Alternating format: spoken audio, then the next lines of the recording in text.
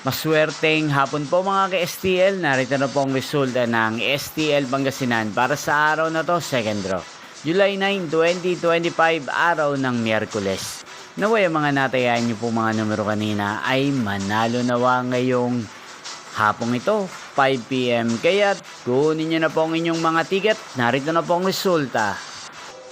Ang mga numerong nanalo sa STL Pangasinan ngayong hapong ito, July 9, 2025, 5 PM, second draw result, 34 at 31 in exact order sa lahat po ng tumaya kanina sa STL Pangasinan para second draw ng 34 at 31. Congrats po sa inyo, panalo po kayo. At ngayong hapong ito sa STL Pangasinan, natin pong i-shoutout si Kuya Erwin ng Pangasinan na araw-araw pong nanonood sa channel na to. Shoutout po sa inyo Kuya Erwin, sana po ay nasa mabuti kayong kalagayan. Hindi shoutout po natin si Ate Jonah ng Pangasinan na nanonood din po sa channel ito at si Ate Paps ng Pangasinan. Shoutout po sa inyo.